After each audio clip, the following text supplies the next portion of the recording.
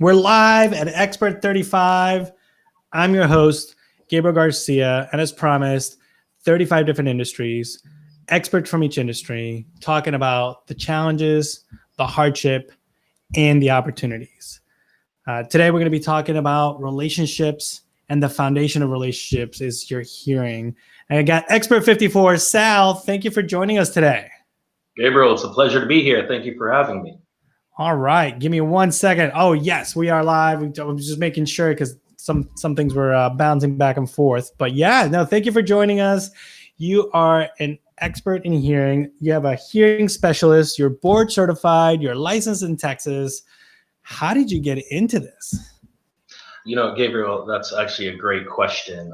It's a very personal topic for me because my father, number one, is actually an audiologist, but he also suffers from a very severe hearing loss. Mm-hmm. And growing up, it was amazing to see how much he isolated himself, how much he stopped wanting to communicate and go out, because what's the point in going anywhere if there's no communication? And then when he did get hearing aids, I was able to see the difference in the quality of life that he has. It really was a night and day difference, and kind of what we talked about, even with family, relationships, whatever it is, communication is so crucial. No matter how much you love somebody, if they ask you to repeat something 5 times in a row, you're going to get irritated, even if you don't realize it. And that's why, I mean, for any relationship, friendship, hearing is very, very important. I love the personal story, right? And a lot of times, like, people, you're here for a reason, right? And just having that, you lived it, you saw it, right? And you know, on a personal note, we went to see you, and you know, my understanding of myself and our relationship just after just getting a hearing test is just so different.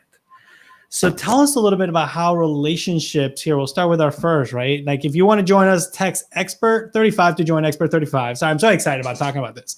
And if you want to talk to Sal, Expert54, you'll get access to his information, and you can learn a little bit more about how you can hear and build a better relationship. All right. So how does hearing impact a relationship? Well, kind of what I was hitting on. In any relationship, everybody will tell you the most important factor is communication.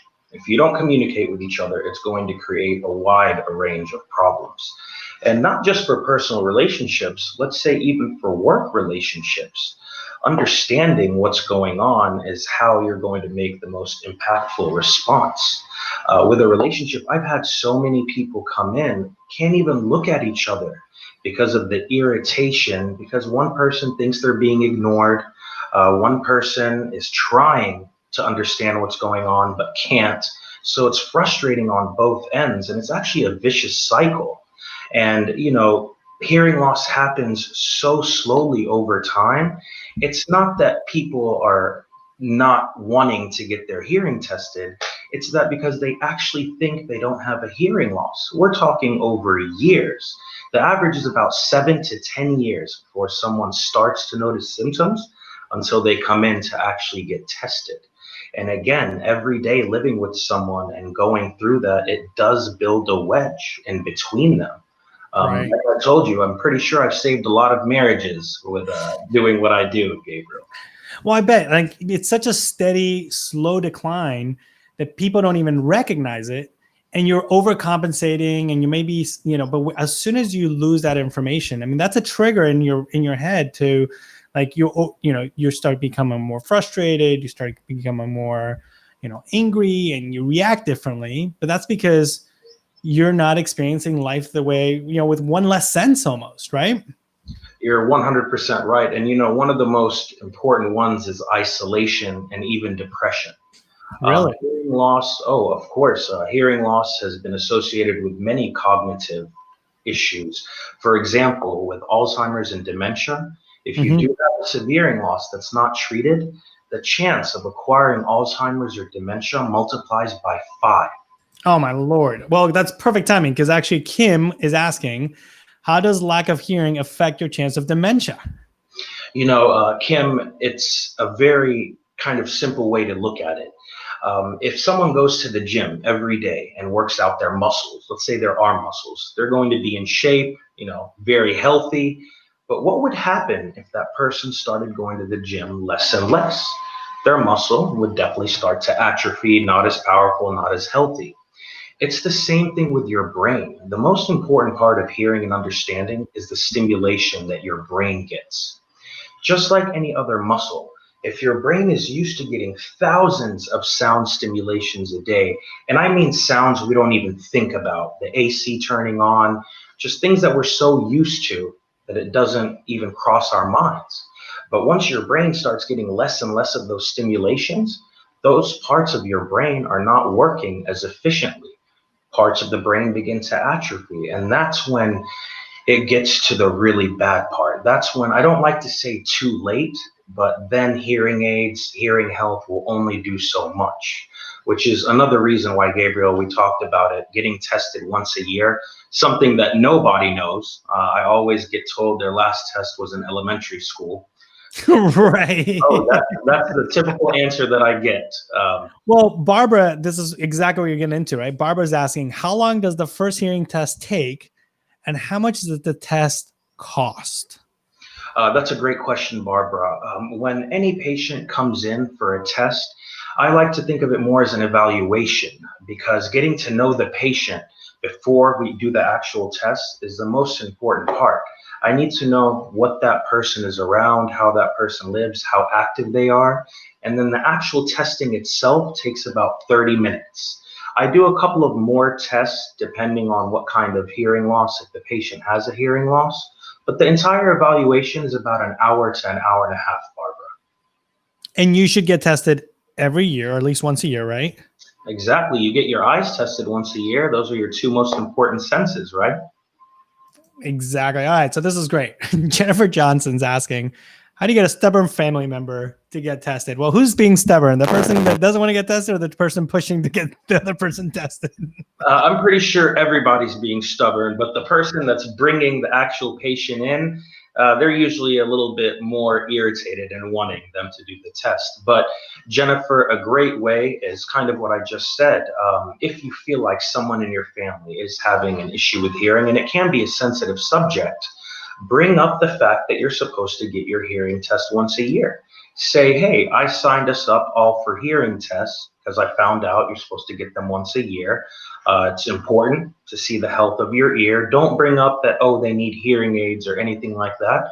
Just focus more on, hey, we should have a baseline, or at least have a test to know where we're at. And if someone's worried about them having a hearing loss, for all we know, wax could be impacting their ears. So maybe a slight cleaning will make a big difference for them. Or That's they might, so true, right? Like you actually, you're licensed and certified. You can actually do a cleaning as well, not just the exam, right? of course, of course. If somebody's ear is impacted, you literally cannot legally test them. You have to be able to see the eardrum. So when I do the cleanings, it just depends on how much wax is in there. But of course, it's something that we do here, because if your ear is impacted, it can actually affect your hearing up to 10 decibels, which Right. is, more than you think. So of course, cleaning Dang, it, it's 50% if you're going from 20 to that's crazy. it's a big difference. Now, I'm going to plug you a little bit, because I went to go get tested by you on Friday. I use all our experts. I mean, well, not everybody. There's some that are from other parts of the country and I haven't met directly, but great experience. I got to look at my ear. You got like the whole setup. You can see it on the screen. And, it was just such a really unique experience. And one of the questions people keep asking, and Jana's asking for it, because I went totally thinking like, yes, baseline, is it covered by insurance? So I asked you, like, hey, my insurance is getting changed because one of my other experts is quoting me a new insurance, and I was kind of making sure it was going to get covered. But your service, your test, your assessment was free. Why is that's the case, and why do you offer it like that? Well, that's how strongly I believe that everyone should get tested once a year, Gabriel. If there's anything on my end that I can do to help make that happen, that's what I do. I think the entire evaluation and testing should be free to everyone. Some people have insurance, people have different insurances, and I don't think that people should have their health depending on what insurance they have. So yes, everything with the evaluation to the testing is always free. And actually, I also do a lifetime aftercare for any patient that does need hearing aids, keeping them cleaned, keeping them updated, and that's covered for the rest of their lives. So again, we try to do everything we can. But yes, the most important thing, all the testing and evaluation, all the information you're going to leave with is free of charge. Right. Great question from Shalini. Do you guys also test kids? She added kids on the next line. So do you guys test kids as well? What's the age group? That's a great, that's actually a great question, Shalini. I do only 18 and up. To actually test a child under 18, you have to go to an actual ENT. There's different tests that they need to do, especially for babies. Everybody gets their baby's hearing tested at a very young age, and you have to have certain machinery and equipment to do that. So with us, it's 18 and above. And I'll tell you this, I have patients of all ranges of age. Don't think it's just, somebody that's slightly older. Our younger generations didn't really treat our hearing as well as we should have with concerts, loud music. So seeing more noise-induced losses over time. And again, the age group is getting younger and younger. Also, another big group is veterans. We really try to take care of our veterans here. They've done so much for the country that we go above and beyond to try to help them in whatever manner we can, whether it's zero interest financing, putting them on a certain plan. We really like to become, personal with the patient to help their situation out as much as possible. Well, and at the end of the day, it's not just about the hearing, it's about the relationships, right? I mean, communication is so important. And I'm speaking personally, like after going and finding out that we do have good hearing, then it was like, you gave us some great info about, how to like address, because we all hear differently. Of course. Right. And sometimes it's your focus. Sometimes it's how you attend. Some people are only, one thing at a time. And other people are like, I'm ADD. I'm over here looking on Facebook, checking in, while I'm interviewing you, so. You're completely right. I mean, just, getting that relief from not having a hearing loss, because there are so many situations. Some people concentrate so much on what they're doing. You can come up behind them and scream their name and they won't respond. That's my sister, by the way. Right. There's so many different situations. Like you said, the person's brain could be scattered. They could be, thinking about something else. It can be so many different things, but the only way you're going to know is to get tested. Again, with you guys, amazing hearing, better than average, actually. And I saw the relief with you guys. Hey, totally. This isn't an issue that is anything hearing related. This is, kind of more of a communication issue. And we went over some different methods that those things can be helped without hearing aids, without anything. Again, just helping the communication between people is the entire point. Right. No, and I've got questions that are really interesting in terms of, I went through some hearing decline and because of an explosion, right, being in the field. But somebody's asking about, what happens if they're in the cold weather? I spent a lot of time in the cold weather. How can I prevent surface ear, right? And that's actually a very good question. So surface ear is pretty hard to get around if you spend a lot of time actually in cold weather or the water. Other than earplugs, there's really not much going on, but it doesn't affect hearing loss like some people think. Hearing loss is because of the nerves in your cochlea that are dying. If it's not hereditary, it's usually noise exposure, or there's certain medications like chemotherapy, radiation. If somebody took a lot of antibiotics growing up, that can all affect your hearing. So I would be more worried about losing hearing in other methods than with swimmer's ear or anything like that. You'd be more. And let's talk a little bit about that, because the young generation is playing music too loud. They got earpods. Let's talk about some of those noise-induced loss, because I think that's really going to hit home with some of these Zoomers and millennials. 100%. Millennials, and also, a lot of people. You look around and everybody has their AirPods or their headphones in, and having that much sound, depending on what volume you have, that's why we've been seeing so many more younger noise-induced losses. I walk by some people and I can hear their music. That's a sign that it's too loud. Kind of a good tip whenever you're doing any sort of listening device, you want to have the volume halfway to whatever the gauge is, no more than about 70%.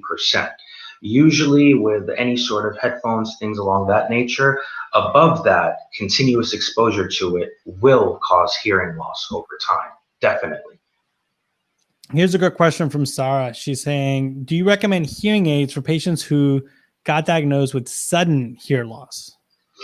That's a great question, Zara. Sudden hearing loss will only happen for a few reasons, and usually they're pretty serious. You would want to have a scan done to make sure there's no internal blockage. Again, any sudden hearing loss overnight, that's kind of a red flag. So you'd want to do many other tests to find out why is that happened before you treat it with hearing aids. Here's a great question, because we were talking a little bit about this offline. Jennifer's asking, how have hearing aids changed? And there's a much bigger question. People are asking, like, how's the technology change? We were talking about it's Bluetooth. I mean, it's almost Bluetooth. It's connected to everything. So, man, tell us about that. You know, it's amazing. You know, there's so much information, but kind of to sum it up, you know, if you look at hearing aids nowadays, they take the place of headphones. Yes, they stream directly to your phone. You can stream music. One of the main issues people have is understanding the TV. And now the hearing aids stream directly to the TV. So you can be sitting with someone that usually had the TV so loud that the neighbors could hear it, and they'll have it streaming directly in their ears at whatever volume. The TV can be on mute or whatever volume you want. And it's, again, specialized for the patient. So many different TV speakers, acoustic, different levels of hearing loss. The technology has really taken out that gray area of, oh, we can only give you so much benefit.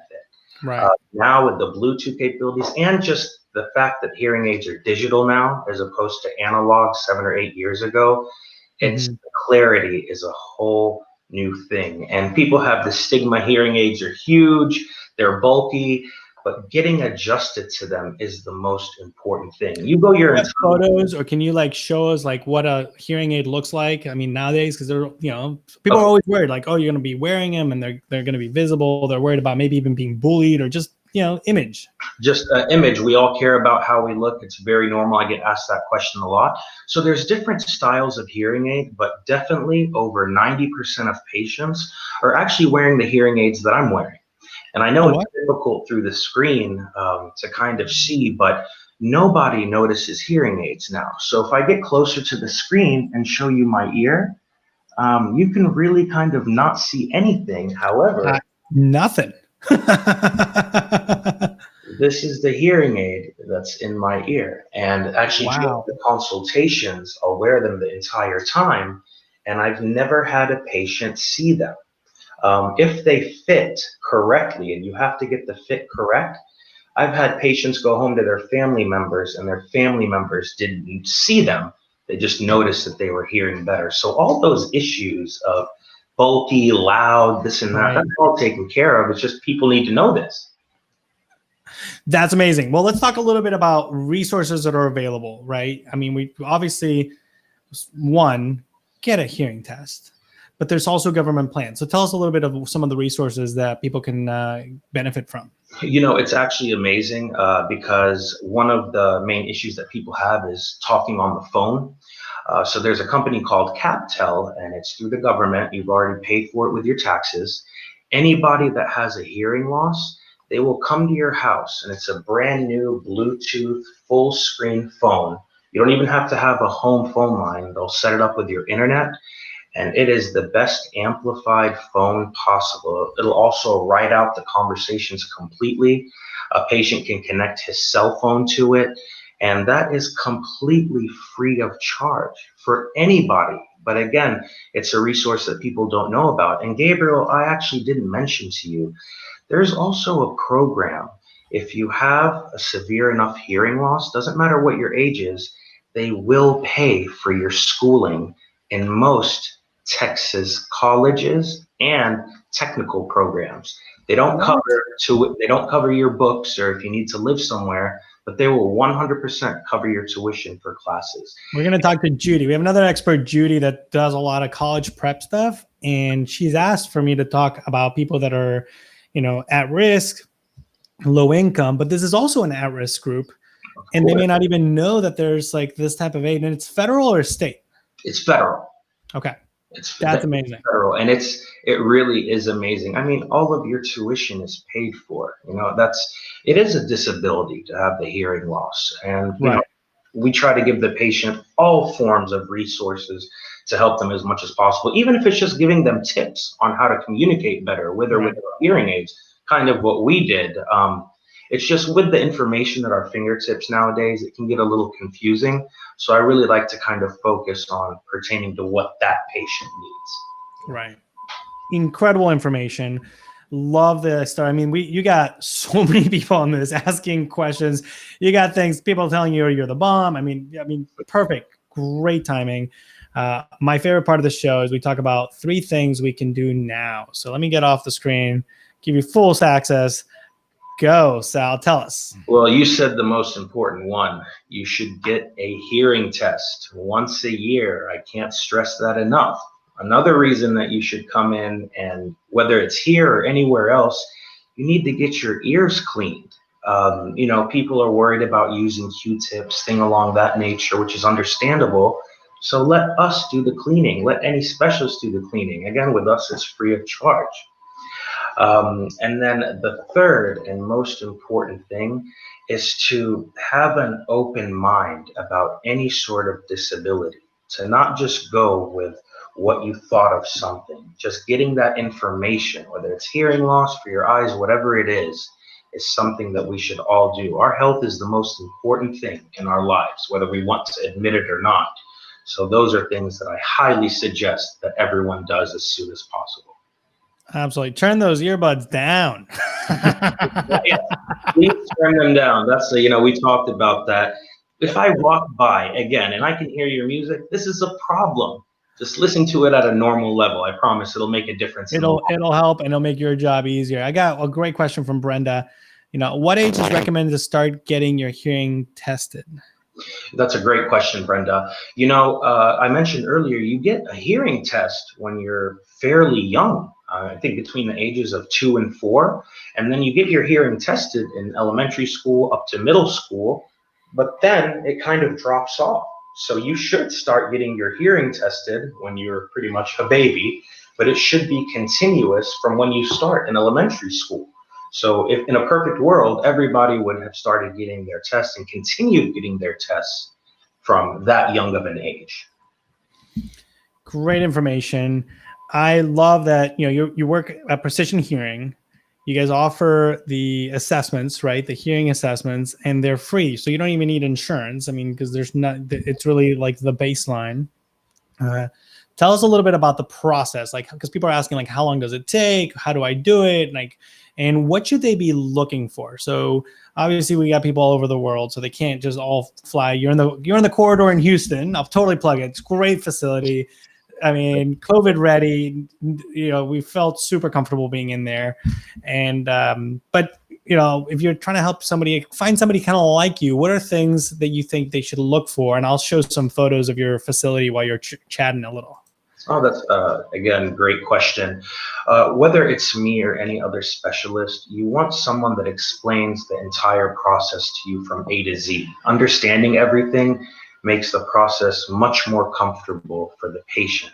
If you go somewhere and they test you and say, oh, you have a hearing loss, without explaining the actual test, without explaining the type of hearing loss that you have, without explaining the various options, I would definitely go get a second opinion.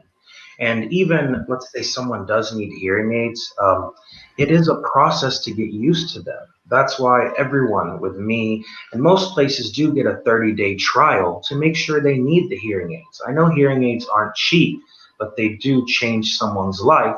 But the patient themselves gets to decide at the end of the 30 days if it's for them or it's not. And they have to have a follow-up program. With me, I see the patients once a week in the first month to get them adjusted, because it makes sense. You grow up your entire life learning not to put things in your ear, and all of a sudden someone's telling you to put something as deep as possible. There is the adjustment process, and if there's no follow-up, if whatever specialist you go to just says you have a hearing loss, let's put these in your ears, run. Go to somebody that wants to explain the process to you and help you get adjusted to anything if you need it. That's the most important thing. Great info. Kiz, you're on the energy corridor, right? So you're just off of 59 over by Highway 6, is that right? I-10, or after Highway 6 on Greenwich. 10 and Greenwich, yeah. Perfect. Sal, so good having you on the show. Love visiting your facility. Love being able to have this conversation about like relationships. I mean, it's affected my life, and I'm super happy to share your expertise with everybody. There's so many questions. We're going to have to let you loose on the chat because I had to throw some of them there. You're the bomb. Yeah, I mean, clearly, yeah, you've got a great, a lot of really important information. The whole Alzheimer's and like how it affects relationships is just so important. And right now we're at home a lot. And so we have all these senses that we're not used to exploring. So our sound and listening to the TV, maybe if it's too loud, all of that's just going to affect everybody so much. So I think this is actually a great time to go and establish that baseline if you haven't done it before. But I agree with you wholeheartedly, and I know our time is almost up, but it's not even just the sounds or people talking. I had a patient that was dragged in by his significant other, had a pretty severe loss, tried the hearing aids. He was very unhappy about it, but then he called me a couple of hours later and he said, Sal, I was at my house and I kept hearing this sound and I didn't know what it was. I got my wife involved. Do you know what it ended up being? I said, no, what? It was rain falling outside. He hadn't heard it in so long that he didn't recognize it, or just birds in the morning. They'll wake up and hear the birds, and it really is an amazing thing to go through. So many different aspects to it. It's such an eye opener or ear opener, I guess, right? So incredible. I want you to put those, we're going to put you on the chat. We're going to put all the information to the resources, how to get your college paid for if you have hearing loss, how to get what is the other one called? The CapTel. Oh, yeah. My notes are just, they're huge. So I want to put those on the chat. Sal, thank you so much for joining us on Expert35 today. Thank you for having me. And it was great having you at the clinic. I'll talk to you soon, Gabriel. All right, guys. Thank you, Sal. That was Sal with Precision Hearing. Man, so important. Join us again later on this week. We're going to be talking about health, about nutrition. And this weekend, actually, we're going to do a special one about travel. And we're going to bring our travel experts back, but they're actually going to tell us where to go, fun places to visit, places to enjoy the trip. So thank you so much for joining us, guys, on Expert35. We'll see you guys soon.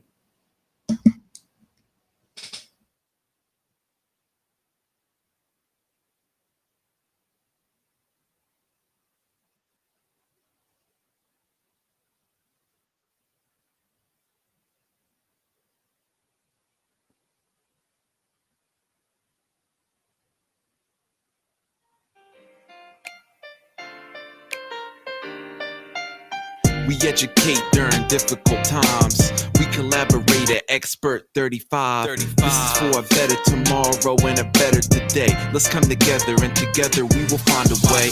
You got questions, we got solutions. You got problems, we got resolutions. Visit Expert35.com. No need to worry, just remain calm. No more pain.